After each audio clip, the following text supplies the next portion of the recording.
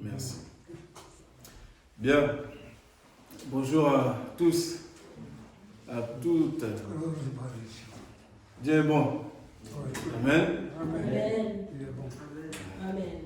Tu sais, tu t'es réveillé ce matin. C'est pas par ta propre volonté. C'est extraordinaire.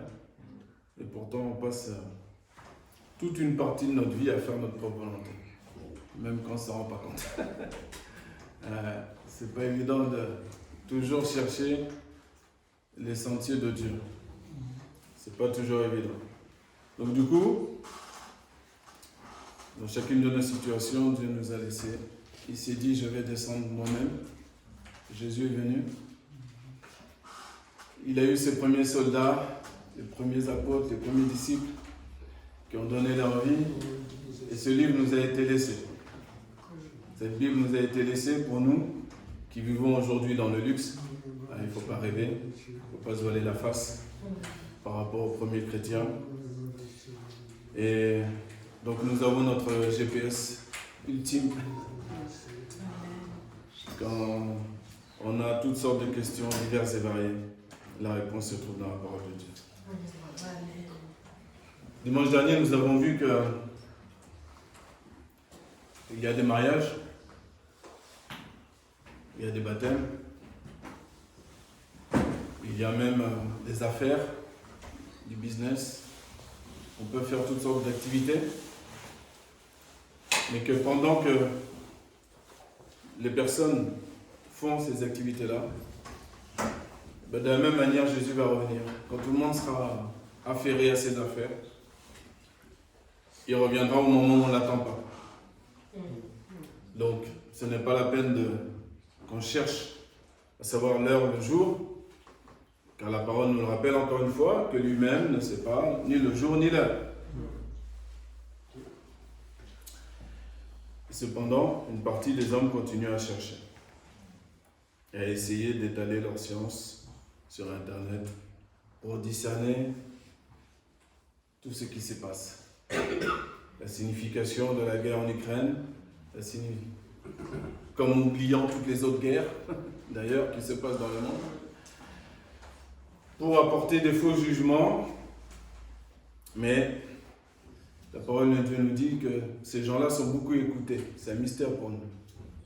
Et vous savez, vous pouvez additionner beaucoup de mensonges, et beaucoup de monde écoute les mensonges. C'est bizarre, hein?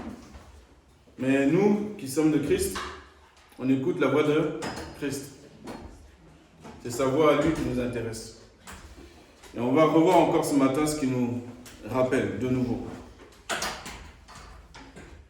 Toujours dans Matthieu 26, je vous invite à prendre votre Bible. Pour ceux qui l'ont, l'évangile de Matthieu, le chapitre 26.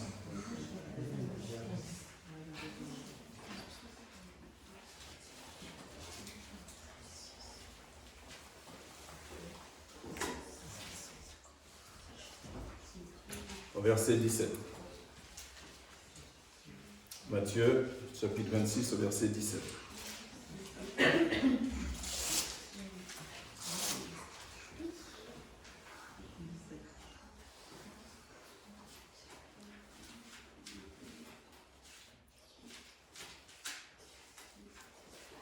J'attends que tout le monde soit prêt, et puis on va y aller tous ensemble au même moment.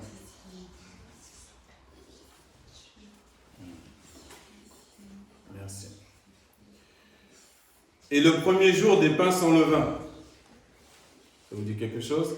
Le pain sans levain? Vous vous rappelez la semaine dernière? Le levain, ça représente quoi? L'hypocrisie.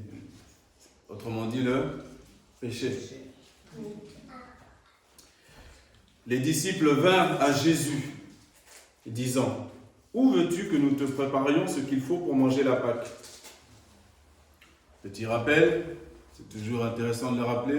Peut-être vous ici, vous le savez tous. Et ceux qui regarderont le message sur Internet, ça leur fera un rappel. Nous fêtons la Pâque. Au singulier, cette Pâque-là s'appelle Jésus-Christ. Ce n'est pas Pâques avec un S. Ce n'est pas Pâques avec le chocolat. Puisque le chocolat, il y a un moment donné, le monde verra que dans ces chocolats, il y a comme par hasard des microbes, des salmonelles qui s'immiscent dans ces chocolats. Ce n'est pas faute d'avoir prévenu une fois, 2 fois, 3 fois, mais pour que l'homme se ressaisisse, il faut qu'il y ait quelqu'un qui meure, il faut qu'il y ait des tragédies, il faut que... Et encore, une certaine partie de la population ne se réveillera pas malgré tout. C'est ça qui est triste. On continue. Verset 18. Et il dit, allez à la ville auprès d'un tel et dites-lui, le maître dit, mon temps est proche, je ferai la Pâque chez toi avec mes disciples. Et les disciples firent comme Jésus leur avait ordonné et ils apprêtèrent la Pâque. Où est-ce qu'on va faire la Pâque? La question aujourd'hui, où est-ce qu'on va faire la Pâque? Au supermarché, remplir le caddie jusqu'à Rabat, croire aux promotions, qui tombent toujours au bon moment, comme par hasard, bien sûr. Les promotions empoisonnées. Mais où allons manger cette Pâque-là? Est-ce que vous vous posez des questions des fois? Mais comment je vais faire telle chose? Où je vais le faire? On a des questions parfois. Donc les disciples ont un bon réflexe. Ils demandent au maître. Donc il nous montre le chemin. Nous aussi, on doit demander à Jésus. Comment Jésus va nous répondre? Comme je l'ai dit tout à l'heure, il nous a laissé la Bible.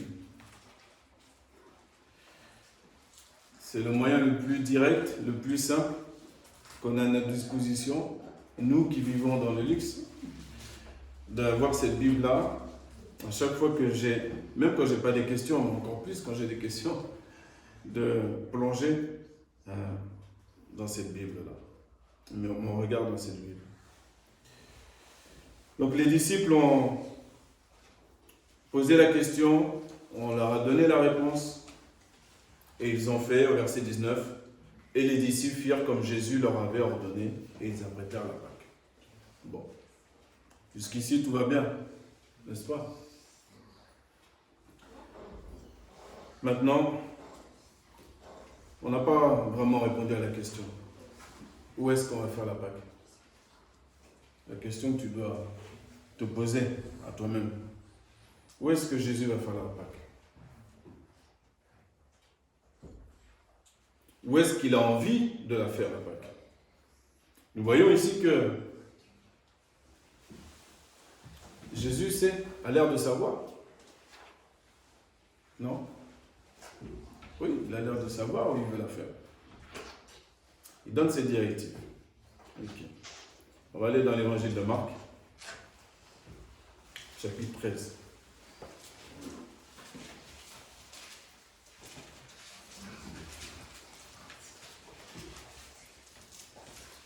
Chapitre 14, pardon, excusez-moi.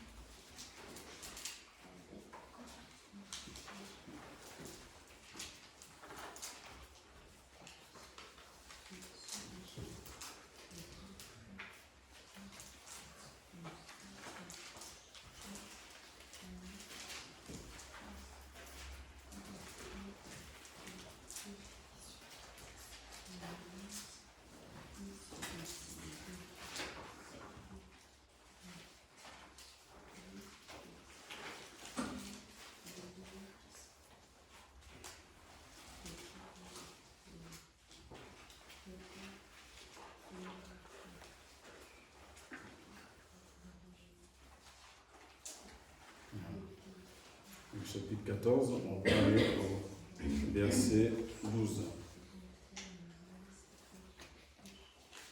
14, verset 12. Et le premier jour des pains sans levain, lorsqu'on sacrifiait la Pâque, ses disciples lui disent, où veux-tu que nous allions préparer ce qu'il faut afin que tu manges la Pâque? Et il envoie 2 de ses disciples et leur dit, allez à la ville, et un homme portant une cruche d'eau viendra à votre rencontre. Donc là, il y a encore un peu plus de précision là. Suivez-le. Et où qu'il entre, dites au maître de la maison, le maître dit, où est mon logis, où je mangerai la Pâque avec mes disciples? Où est-ce qu'il est ce logis-là? Ce logis que Jésus appelle mon logis.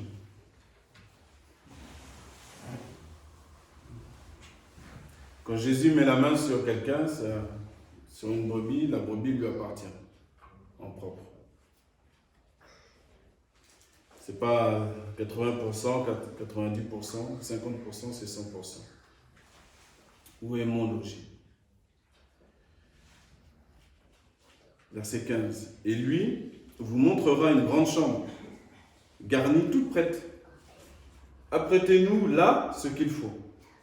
Et ses disciples s'en allèrent et entrèrent dans la ville et trouvèrent tout comme il leur avait dit, et ils apprêtèrent la Pâque.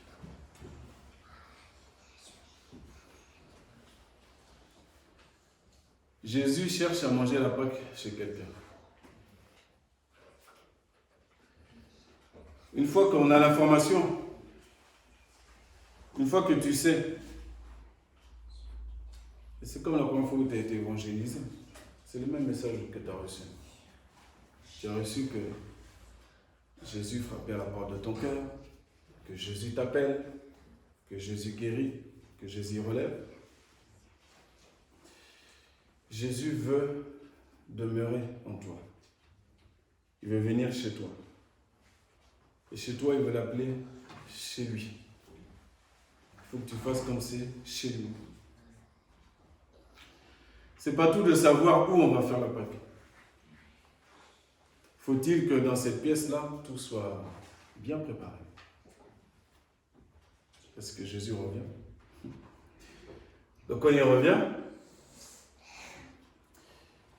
est-ce qu'il va la parole nous demande, est-ce qu'il va nous trouver prêts ou nous trouver dormants? Si je savais quel jour le voleur va venir pour piller ma maison, ben je vais veiller, je vais faire attention, n'est-ce pas? C'est la raison pour laquelle ce monde a toutes sortes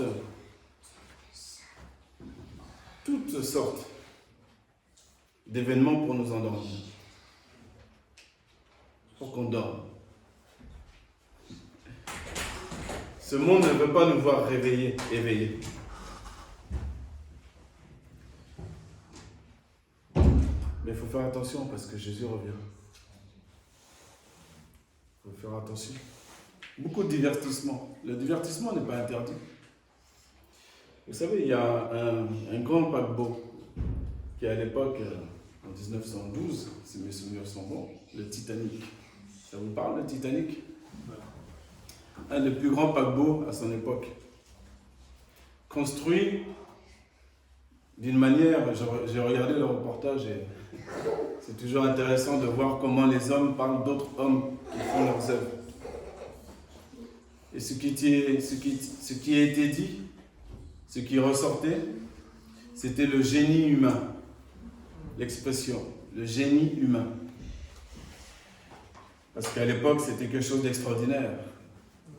Un grand bâtiment comme ça. Le faire tenir sur l'eau, en plus.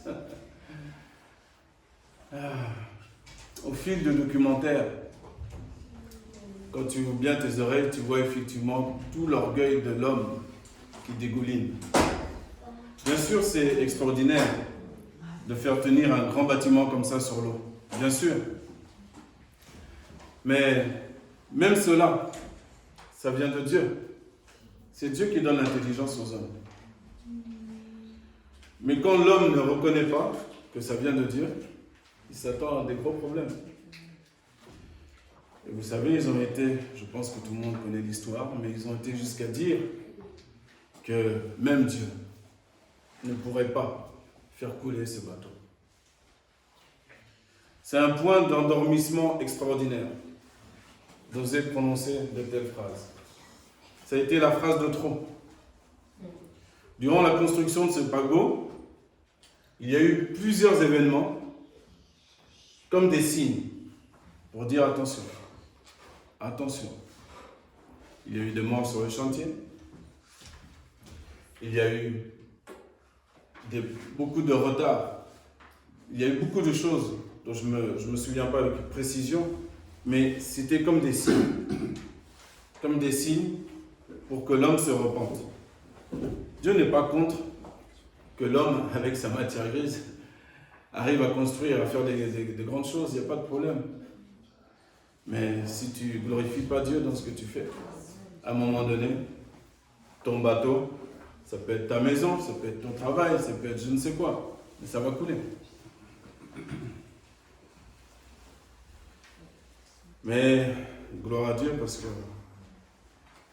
si c'est Dieu qui bâtit ta vie, il n'y a rien qui va couler. Rien du tout. Mais par contre, nous sommes soumis aux lois de Dieu.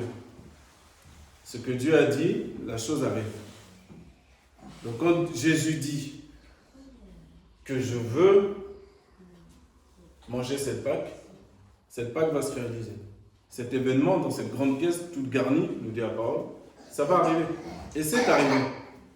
Et les disciples, nous dit la parole, ont trouvé tout comme il avait été dit. Tout ce que Jésus a dit, ils l'ont trouvé comme Jésus a dit.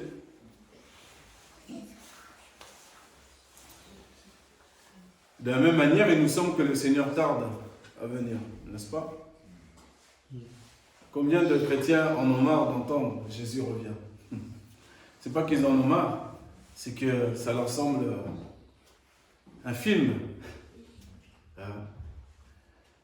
C'est pour ça que c'est important que Jésus siège vraiment dans chacun de nos cœurs pour nous rappeler ses paroles. Que le Seigneur ne tarde pas, mais il patiente afin que tous les hommes soient sauvés. Voilà le cœur de Dieu, c'est de sauver tous les hommes. Tous les hommes ne veulent pas de son salut. Parce que le salut de Christ implique que tu te retires du monde. Que tu ne parles pas comme le monde, que tu n'agisses pas comme le monde, que tu ne penses plus comme le monde. Ça va être l'œuvre de Christ en toi, qui prendra des mois, des années, afin qu'elle arrive à perfection. Mais au départ, au démarrage, c'est une décision personnelle. C'est une décision personnelle.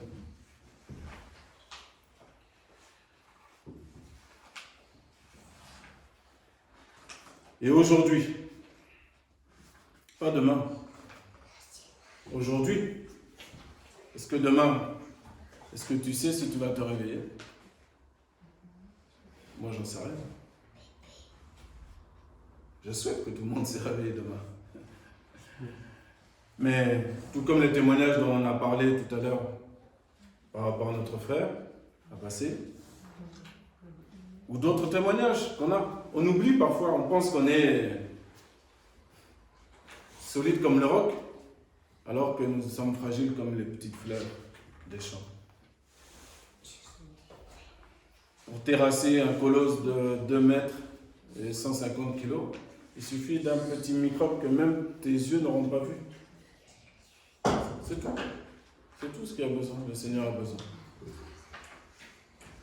Donc aujourd'hui, si tu entends sa voix, n'endurcis pas ton cœur et commence toi-même, celui qui n'est pas encore pleinement à Christ, qu'il commence lui-même à préparer le terrain pour Christ, commencer à régler toutes ses voies dans sa vie.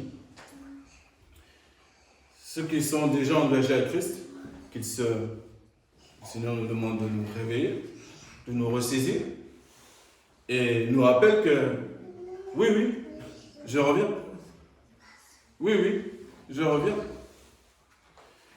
Vous voyez le monde qui s'affole.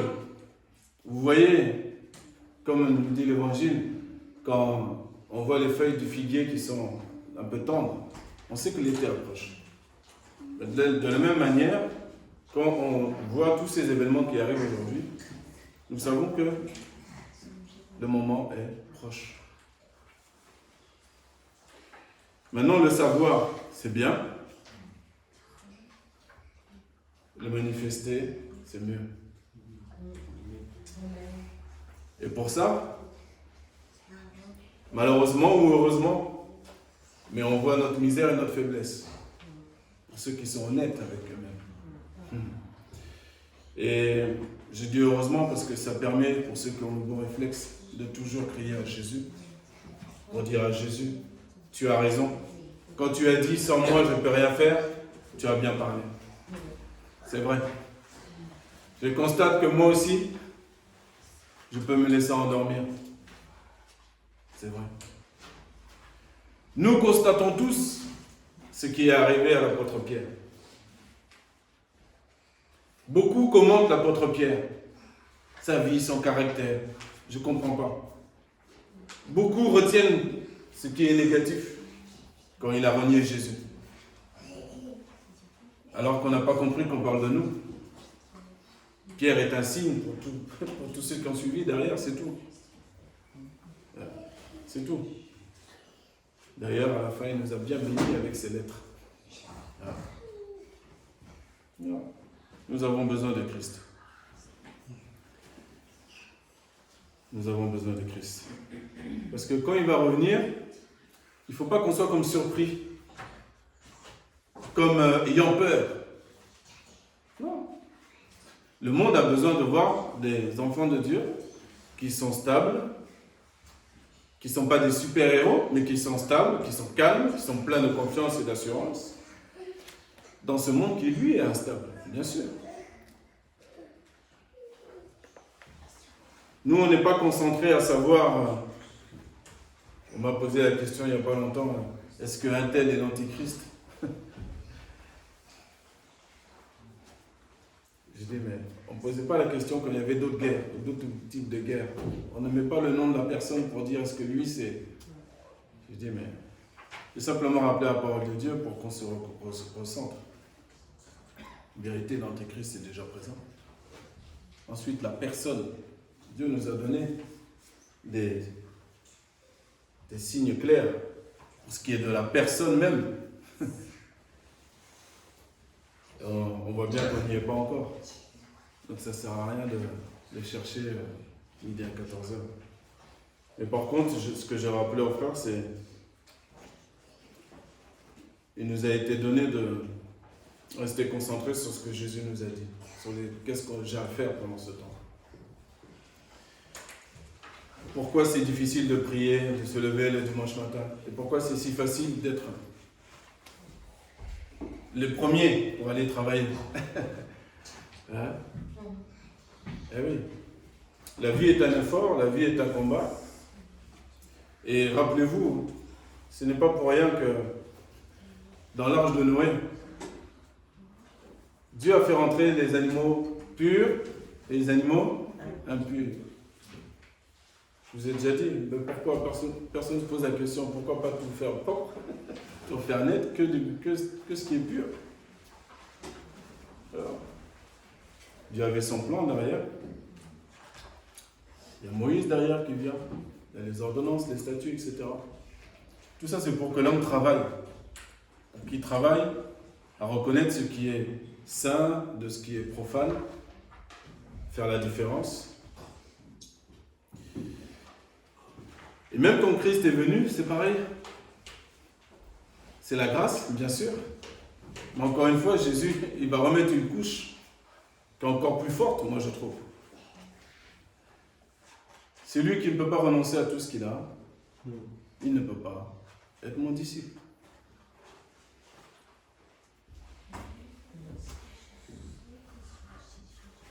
Il ne peut pas. Il ne peut pas. Heureusement, le Seigneur nous aide. Mais dans chacun des domaines, il a besoin de pas de notre accord, mais de voir en nous cette décision qu'on veut aussi avancer vers. Et si on se croise les doigts, il ne se passera rien. Rien ne va bouger. Beaucoup de personnes parfois se posent des questions, comment ça se fait? Je prie, il ne se passe rien, je prie, il ne se passe rien. Des fois, il y a des situations où les personnes prient, mais une fois qu'elles sortent du moment de prière, leur bouche est sale, ça critique à gauche, à droite. Comment tu veux que... Dieu, il est cohérent. Nous, il nous a amenés à être cohérents. Bon. Mais il est aussi cohérent dans son amour. Donc, c'est-à-dire, lorsque la personne se reconnaît être vraiment sale ou très loin de Dieu, il est cohérent. Et il rappelle encore. Il rappelle encore la personne. Mais on a notre part à faire. Il ne faut jamais oublier ça. On ne peut pas être parfait par nous-mêmes, mais on a notre part à faire. Ce n'est pas Jésus qui va aménager la chambre garnie pour la Pâque. Ce n'est pas lui qui va le faire. Lui, il a sa place d'autorité. Si tu vas à l'Élysée, tu vas voir que ce n'est pas le président de la République qui va te préparer la collation. Non. Donc c'est à nous, l'Église, de préparer le retour du Seigneur. Personnellement et collectivement, parce qu'on organise, par exemple, les réunions d'évangélisation, l'évangélisation dans la rue, l'évangélisation lorsque tu es au travail. Ne cherche pas. Bientôt, vous allez le comprendre encore mieux, mais ne cherchez pas, ne cherchons pas à savoir comment faire. Comment évangéliser, comment parler de Dieu, comment... Non. Dieu, il sait comment. Vous êtes la lumière du monde, il nous a donné des clés qui sont simples. La lumière du monde dans la maison, la lumière du monde en dehors, ok? Il y a un ordre, bien sûr. Mais si tu es une lumière, tu n'as pas besoin de gesticuler. Et à un moment donné, on va te reconnaître. Et on va te poser la question. Comment tu es venu à Dieu? Cette question, on me l'a posée cette semaine, dans mon travail. Je forme une nouvelle personne. Au bout de 2 jours, la personne a posé la question. Et j'espère que vous l'accueillerez lorsqu'elle viendra au milieu de nous, de la meilleure des manières. Qu'elle voit l'amour que l'on a entre nous, car c'est à cela que le monde connaîtra qu'on est vraiment disciples. Mais naturellement, si tu es ce que tu es, naturellement, sans te comparer à quiconque, puisque Christ est en toi, mais à un moment donné, tu seras interpellé. Il y a l'évangélisation simple, comme je viens de te parler. Il y a celle où on va chercher aussi. On va à l'extérieur, on va chercher. Mais quoi qu'il arrive, c'est Dieu qui opère. Pourvu qu'il y ait des lumières, pas des lucioles, des lumières, des vraies lumières. C'est tout.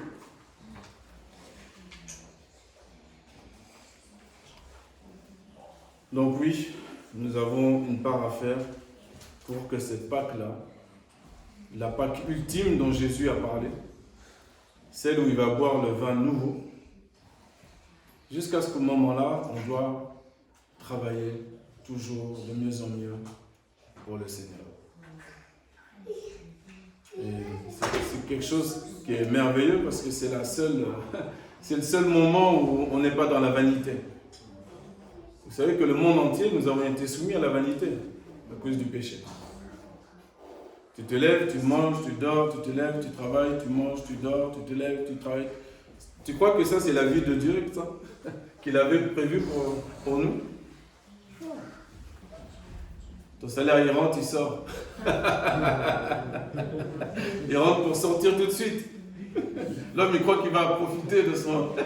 Tu peux regarder les chiffres sur ton téléphone. Ils sont déjà partis.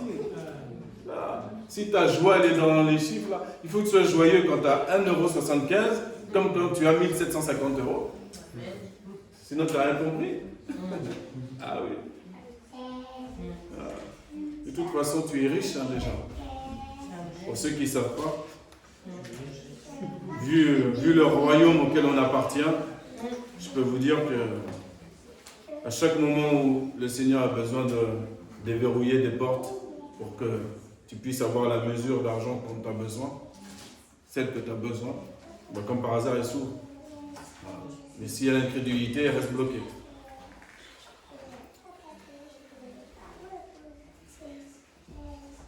On va prier le Seigneur afin qu'il puisse vraiment nous donner tout ce qui nous manque. Vous savez, tout ce qui nous manque. Il y a des choses qu'on a déjà, et Dieu le sait, comme il a écrit dans les lettres à l'Apocalypse, dans l'Apocalypse des lettres aux églises, il dit « Je connais ton amour, je connais tes œuvres. » Il n'y a pas de souci. Nous-mêmes, tu sais la fois où tu as évangélisé, tu sais la fois où tu as parlé du Seigneur, la fois où tu as fait de bonnes actions, tu le sais. Il n'y a pas de problème. Mais on avance.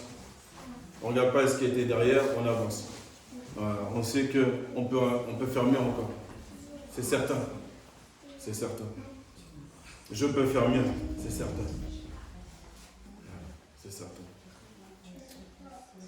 Éternel notre Dieu, nous te bénissons pour ta parole. Nous te bénissons, Père éternel, parce que ta parole est vraiment trop profonde et trop merveilleuse pour qu'on puisse la comprendre parfaitement. Mais il y a une chose qui est sûre, oh Dieu, c'est que ta parole est la vérité. Et ça, c'est une chose qui est claire et nette et précise. Tes paroles sont certaines et véritables. Certaines et véritables. Oui.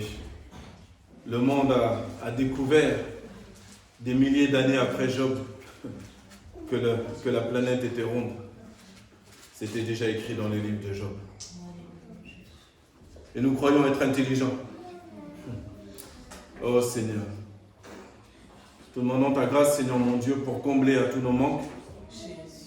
Les manques qui concernent, Seigneur mon Dieu, l'alimentation de ce brasier, de ce feu, pour que cette lumière brille encore plus, Seigneur. Pas seulement de 11h à 13h le dimanche, mais pour toute la semaine. Que nous soyons ce que nous devons être, tout simplement. Chacun dans la mesure que tu lui as donnée, Seigneur, nous te demandons cette grâce. Te demandons, Seigneur, d'aplanir nos sentiers aussi pour la réunion d'évangélisation le 1er mai. Afin que ceux qui viennent puissent te voir, puissent t'entendre, puissent te toucher. C'est toi qui comptes, Seigneur. Alors merci de nous aider, Seigneur, dans tous les paramètres. Seigneur mon Dieu. Béni soit ton nom, Père. Nous bénissons les enfants au milieu de nous également. Merci, Seigneur, pour nos enfants. Qu'ils soient immobiles, qu'ils soient mouvants, qu'ils soient bruyants ou silencieux. Nous les bénissons. Oui, Père, nous les bénissons en ton nom. Ils t'appartiennent, ils sont à toi. À toi seul la gloire, Père. Au nom de Jésus. Amen.